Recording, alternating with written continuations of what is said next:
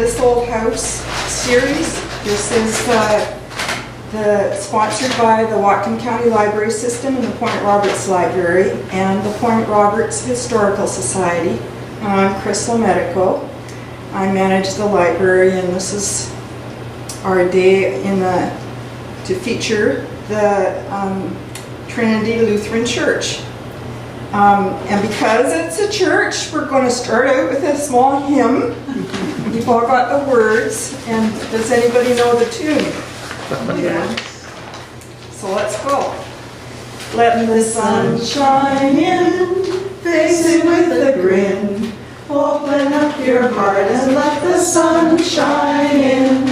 And there's other verses. That will do. So, here we go. This is a church that was 95 years old this year. They finished building it in 1921. So, yes, it is 95 years old. These are various pictures of it in its present state. There's one or two pictures of it as an older building, and one of them shows a chimney from 1976. I don't know a thing about the chimney, but I did go there to Sunday school and was confirmed there.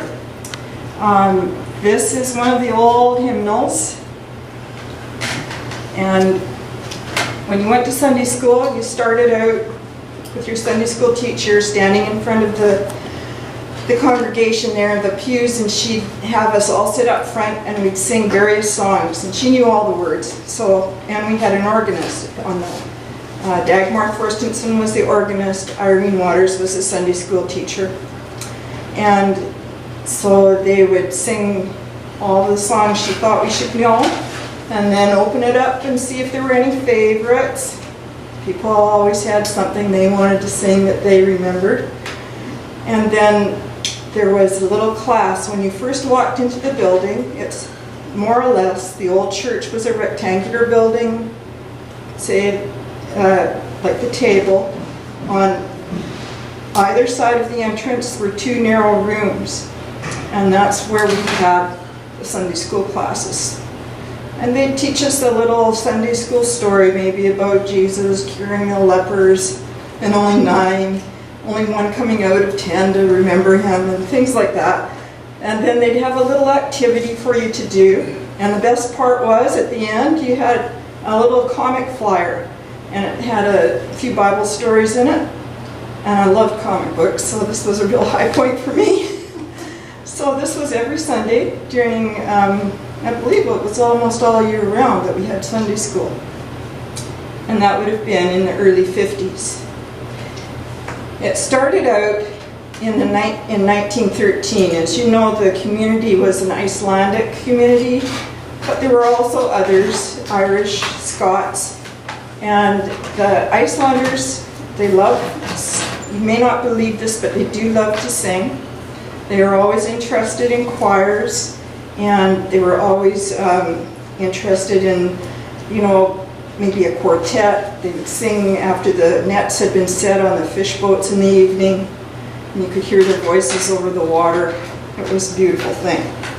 So there were various communities of Icelanders between Seattle, Bellingham, Vancouver, Victoria, and the Icelandic Synod sent out one of their pastors from Winnipeg, and he was sent to organize the congregations. And this was in 1913. And at that time, the congregation would meet in the old Grange Hall, which was at that time the town hall, later became the Grange Hall. Do you know where that is? Okay, so if you go straight down this road, there's a big old blue building next to the Starfish Cafe. That was the town hall. And it later became the Grange Hall. The Grange was a big force in the county for agricultural organizations. They started there. After this gentleman who was Reverend Leo, came to organize the congregations from one end of the country to the other. The coast to the other. Right away they had a meeting and they decided that they had about 33 people really interested and about 13 children that could be in classes and confirmed. In 1914 they had their first confirmation class, and so they organized themselves as a congregation, a Lutheran congregation.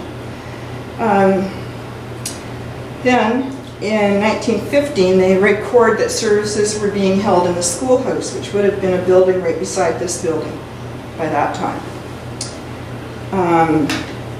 And then in 1919, I would imagine, they just decided that they really did need a building of their own.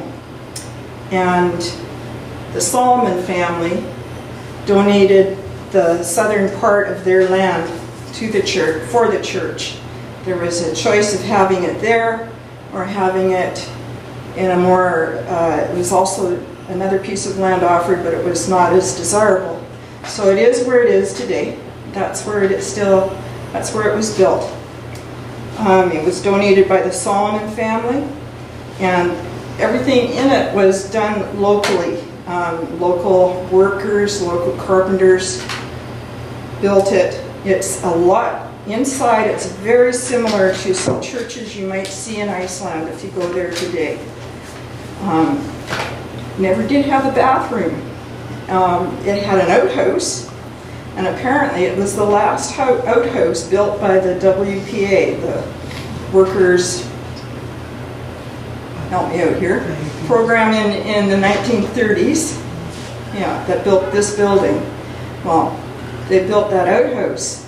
I don't ever remember having to use it, but I came back in 1978 and took my son to church, and he needed to use it, so I took him outside, and he just looked like, what? There? He'd never seen an outhouse before. And I can't really remember when they fixed that up, but one of the first renovations they did do was to put in bathroom facilities inside the building and a little sink, and that became a very tiny kitchen area. And after services there was always food offered and drinks, coffee and tea, and so that was used quite a lot. When I first started going there, I remember the church had a curved ceiling, and it was all painted pale yellow with blue stars that radiated out from the light fixtures. And it was all painted in 1929 by this lady. Her name is Asta Norman, and she was an artist in her own right in Iceland, but there was no money to be made there. So she came west, and her family lived here on Point Roberts, north of Benson Road and east of Mill, or west of Mill Road. The remnants of her work are still there.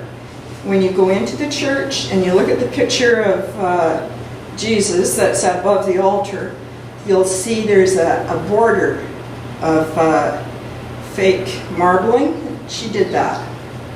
And so she left her trace.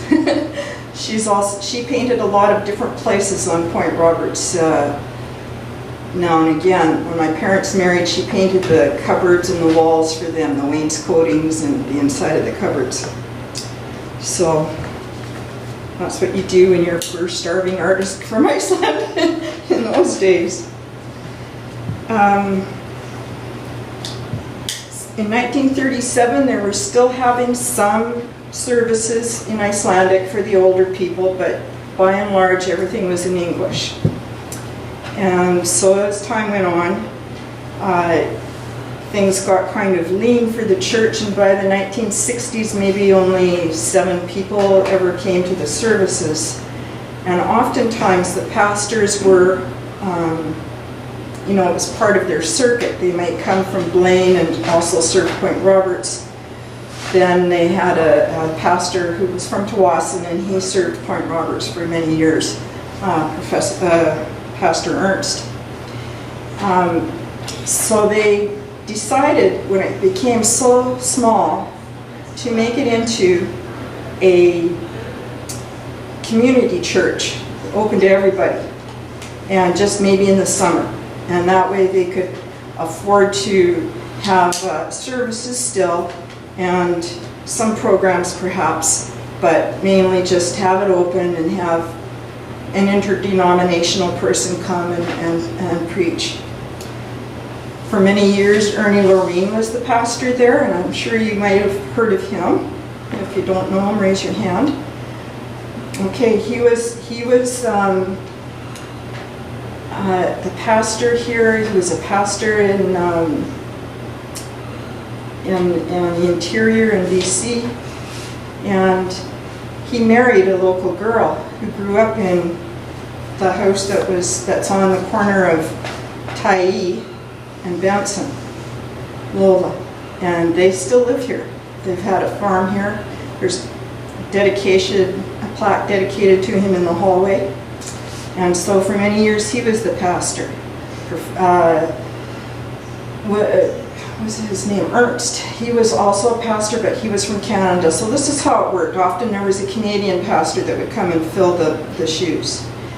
Later on they had a bigger congregation. They went back to being a Lutheran church again. They had their first female pastor. That was Jean Barrington. And she still does some preaching there to this day.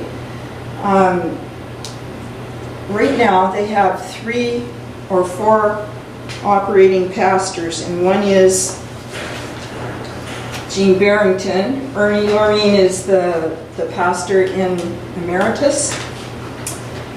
He's retired. Chuck Cannon, he often does this, and Gina Gaudette. So there's quite a few.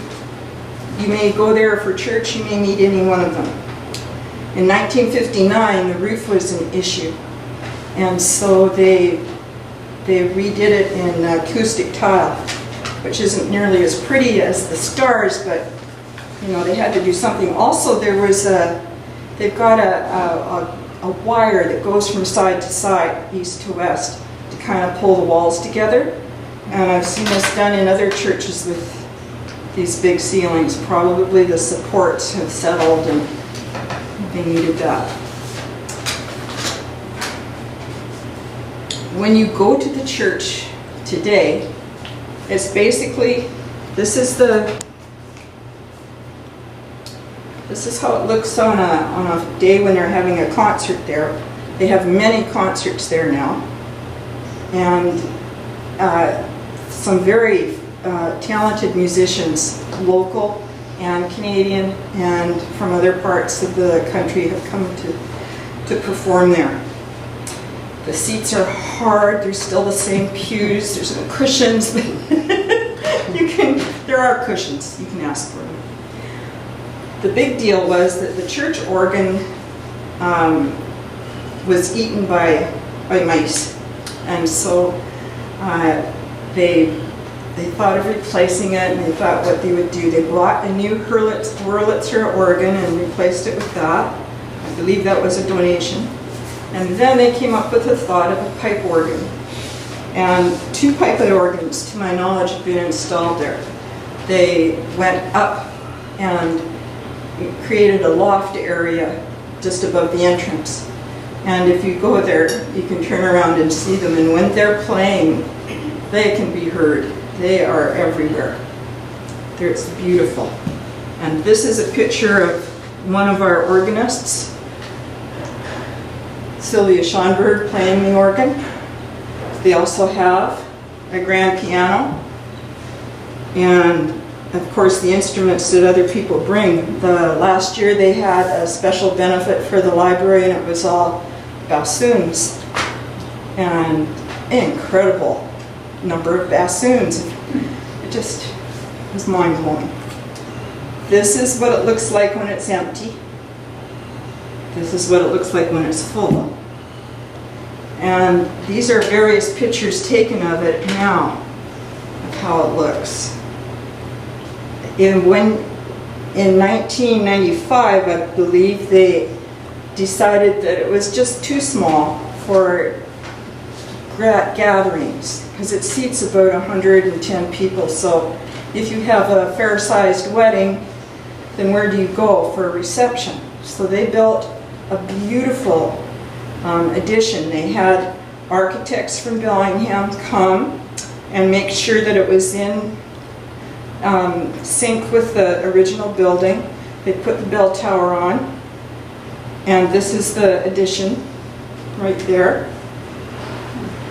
And I think also in the 1950s they added the stairway that goes up on either side. So now when you go into the meeting room, all along the wall of the corridor leading to it are beautiful renditions of different artists' interpretations of this church. Some are pen and ink, some are watercolor, and they're all there for you to see. It also included a loft for the pastor, a little study, and when you're up there, it's like a bird's eye view of everything that's down below. It's quite beautiful. The interior of that meeting room is hung with rugs with quilts made by the Point Roberts quilters to present the different seasons of the year. And it has a huge fireplace on one side, an ample kitchen, and it's a perfect place right now for receptions or parties or whatever may come up. So, and also Trinity has always been a basic thing in the church.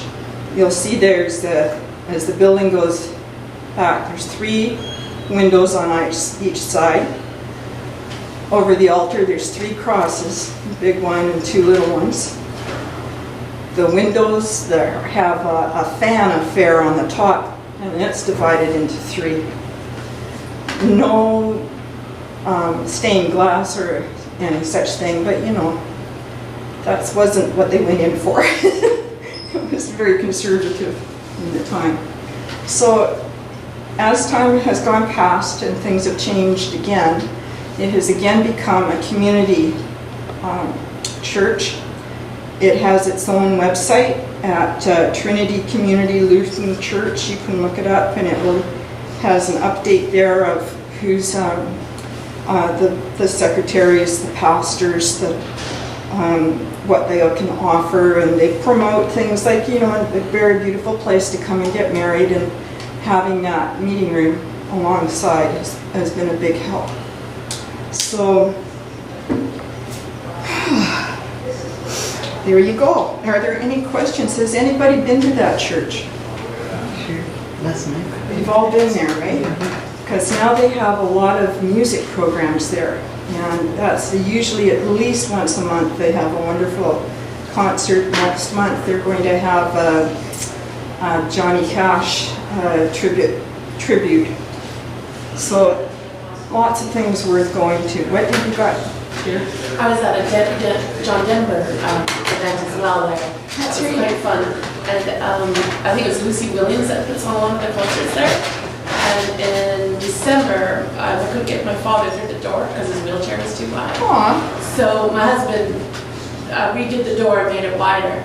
Oh, So right. that's a new thing on the Yay, side there. 4. So that's Yeah, come on in. We're all just winding up. it's still growing and still changing and Yes. part of our community, I think. So it's a nice part of our community, and that's the history behind it. Does Yes. anyone know, it was not always Trinity Lutheran, It the was, former names, no, it's been Trinity Lutheran forever? forever. But right now it's got community in front of it to signify that it's not a just Lutheran. It's open to other congregations as well. Yes. And if there's something I've forgotten, How did they raise the funds for the back hall? oh, they have been famous for raising funds through having bazaars. I forgot to mention that. The first bazaar was in 1914. They had a bazaar every year except 1930, in the very midst of the Depression. And the bazaars were something to go to. You'd go in the door, and as a little girl, I'd get a little ticket for 25 cents. Then you'd go up to the stage in the Grange Hall, and that ticket would correspond to a little gift that somebody would pick out and give to you. And they had fish ponds for the littlest kids, excellent food, different things, what you call raffles. Aprons, Chris. Aprons. Aprons, yes. Aprons. Everybody made aprons, yes. And that's how they raised their funds. That was their main fundraiser. Later, it became more of a garage sale sort of a thing. But they had them up until they just had no longer any people there to organize it. They had they always had an active women's auxiliary. At one time, they were making little layettes to send overseas. I would say that the women in the church more or less kept it going through all those lean years and kept the interest in carrying it on and helped organize that bazaar and helped with finding the funding. I'm not sure what else they did to get the funding for that. I think there were some generous donations as well, but mostly everything there has been donated. Of course, they had to buy the pipes for the organ. Chris, what is the story of, I remember when the organ was installed, there was a story, but I have forgotten. Did it come from somewhere famous or? Okay. I remember when it came in and was installed, they had some experts from somewhere else in Washington State come and put it in. I'm not sure exactly where that first set of pipe organ equipment came from, but the people that put it installed it would come every year and check on it and make sure that things were in working order. And then I believe they just had to get a bigger and better set because it was used, the first set. So I think this one is newer. Yeah. Funny. I think that they did come from the East. A family had two sons who were studying the organ and they no longer needed it. And so they contributed to the Baptist Church and had it brought out here. So it came from back The east? second time, Chris. The second time? The one that is existing in the church now. Came from back east? Okay. Yeah. And we have an expert who lives across the line now, but he has like 700 books on pipe organs and the running and such. Very fine gentleman, Jasper. And he had a lot to do with its maintenance and advisory. Yes. Gas fire. He lives across from me on Mill Road. Yeah, Yeah. yeah. Oh, I thought you meant he lived across the border in I Canada. thought he did. No. No. Mill Oh, Road. he's here in Point Roberts, Yeah, okay. he should have come today. Yeah. I told him about it. He didn't know about these. Aw, okay. Yeah, he's had a lot to do with that, Mhm. with the pipe organ. What were you going to say, dear? Yeah, I was going to say gas bar, I heard you Yeah. say gas. Yeah, yeah. Yeah, gas bar, that's Very his important, name. putting it Yeah. together. Yeah. Yeah. Okay, so that's my memories and the facts I could find. If you want to look at this, Runa Thorderson, who is a local historian and local photographer, wrote this story up about it, and it's got more family names in it. And then they had a celebration, I think, around the turn of around 2000 or so, and they've got better pictures, a little more clear of how the organ looks, the pipes. And there's been a lot of local people who've played that organ. Besides Sylvia, there was Val Lorraine. She played it for a long time. Ernie Lorraine's daughter. Yeah. Any other questions? Okay. Thank you.